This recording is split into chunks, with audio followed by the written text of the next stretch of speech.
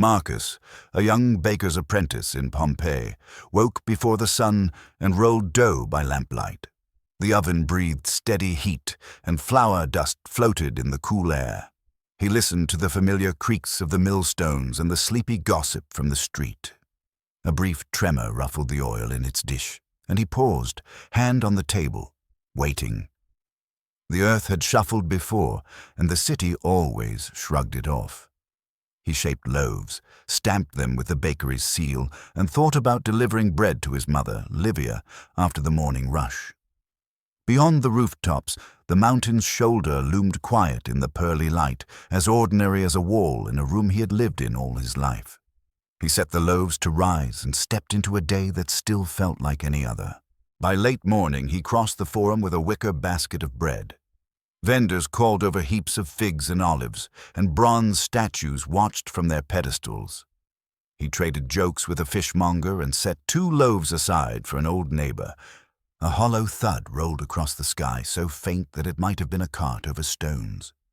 He looked toward the mountain and saw nothing more than heat haze. A second tremor made a fountain ripple, and a child laughed at the wobbling reflection. Marcus smiled and moved on, convinced the day would settle. He planned the rest of his errands, a visit to his mother, and perhaps a cup of watered wine beneath the shade before the heat pressed down too hard. Shortly after noon, the world changed. He turned a corner and saw a pale column rising from Vesuvius, not like smoke from a hearth, but like a pine tree planted in the sky, a tall trunk with branching billows. People stopped mid-step, mouths half open, as if speech might scare it away. The light took on a strange cast, and pigeons wheeled in frantic swarms. Someone muttered that the gods were sending a sign. Marcus searched for calm explanations, for the way dust climbed when quarrymen worked, for the proof that this would thin out and vanish. But the column kept growing, boiling skyward, and a fine grit began to taste on his tongue. He blinked and wiped his brow with the back of his hand, checking the road back to his mother's house as the first specks drifted down like dry snow. The specks became pebbles. Pumice knocked on rooftops and bounced in the streets, a relentless patter that grew to a clatter. People began to run. A man covered his head with a cloak. A woman hurried with a bundle clutched to her chest. Marcus tightened his grip on the basket and headed for his mother's door. He found Livia in the courtyard, eyes bright but steady, sweeping ash from the household shrine. Together they gathered what made sense: coins in a small pouch, a cloak, a skin of water, a loaf still warm from his armful, a bronze pendant he had worn since boyhood. He looked once at the familiar wall painting by the lararium, then helped her wrap a scarf across her mouth. They promised to keep to the main road and stepped back into a sky that already felt lower and heavier than it had an hour ago. They joined the flow of neighbors pushing toward the gate. Pumice pelted their shoulders. Tiles cracked and slid from roofs. A cart overturned and a donkey brayed, eyes rolling white. Marcus kept his mother's hand and the pouch of coins in the same grip. The air filled with dust that tasted of grit and sulfur. At a street corner, he saw a boy stumble, then vanish beneath a spill of stone and plaster from an eave. He dragged Livia beneath a colonnade to avoid a shower of shards. The crowd thinned as people ducked into doorways to wait it out. The gate ahead was clogged by panic and debris. Marcus felt the street shudder under another quake and made the choice he hated. Back to the house, to thicker walls and a plan to try again when the hail of stones eased. They barred the door and pushed amphorae against it. Inside, the light turned brown, then gray. Marcus wet strips of cloth and tied one over his mother's face and another over his own.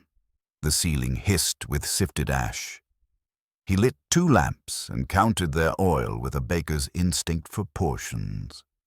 Neighbors pounded at the door, and he let them in. A mason with a gash on his forehead, a girl clutching a small wooden doll.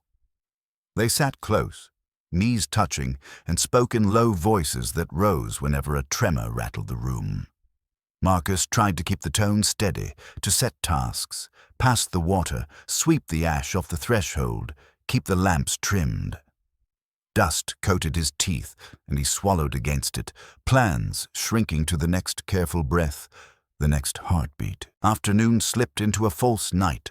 Lightning pulsed within the cloud over the mountain, brief veins of light without thunder.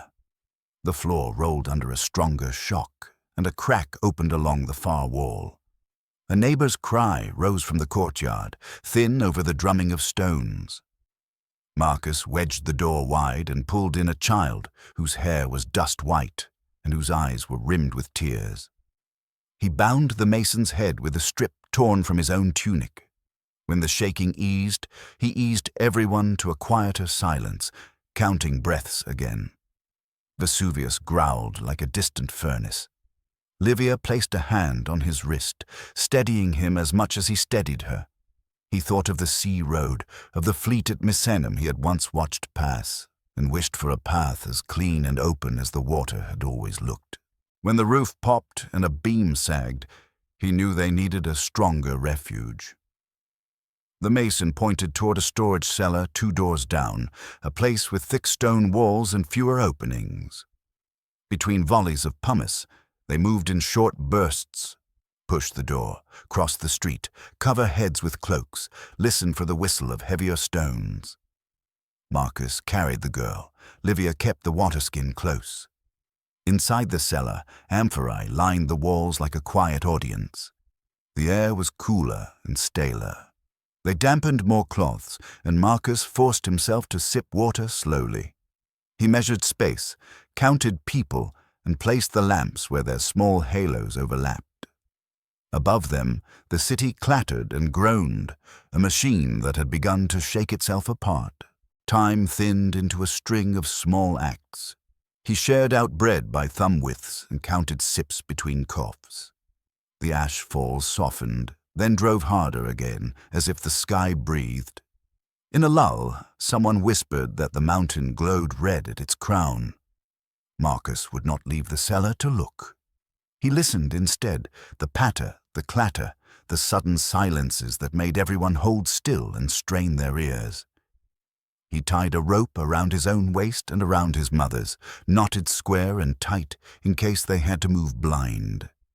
He thought of the oven's steady heat and tried to imagine it nearby, patient and contained, instead of the furnace scent that seeped now even into stone.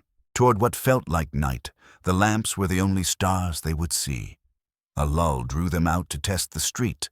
The ash lay deep, dry and treacherous, and pumice skittered underfoot. The air pressed hot against their faces, though no flame showed. Marcus led, rope-taut, feeling his way along walls he had known since boyhood. Statues had become mounds, thresholds were half buried, and doorways were teeth in a mouth filled with grit. A man lay curled by a fallen cart, his hand still hooked through a strap. Marcus steered his mother past and kept his voice even, counting steps, turning left at the broken fountain, right at the fig tree that was now only a bent outline. He aimed for the gate again, but another jolt cracked the street and a fresh volley of stones drove them back to the cellar's harsh safety. Some time after, a deeper roar arrived, not like stones on tile, but like the rush of a storm through 100 narrow alleys at once. The air carried heat that bit the skin. Marcus pressed wet cloths to faces and forced everyone low. He wedged the door as best he could and crushed down the urge to run. A breath of wind slid under the door so hot it made his eyes water. Dust swirled thicker, and the lamps guttered. He thought of the sea again and of sails snapped full in a stiff breeze. This wind was not like that. It was a furnace wind, heavy with poison and soot. He counted to 30, then to 50, and when the roar diminished, he lifted his head and heard only the tick of falling grit and the rasp of his own breath. They waited for a sign to move, and none came. The cloud above had become a world unto itself, and the city beneath it had narrowed to a few rooms of stone. Marcus checked knots and lamps again. He found a jar with a little wine at the bottom and mixed it with water to stretch it. Livia leaned her head to his shoulder, and he felt her breath the way he had once listened to a loaf rise, slow and sure. Another tremor shook a shower of dust from the ceiling, and somewhere outside something heavy fell with a thud and a tinkling roll. He wished he could name the sound and fix it in place.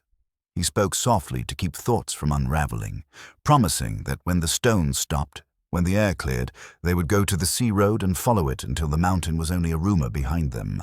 Before dawn, the world seemed to inhale. The patter of stones faded. A hush settled that was not peace. Marcus thought it might be their chance. He pushed the door.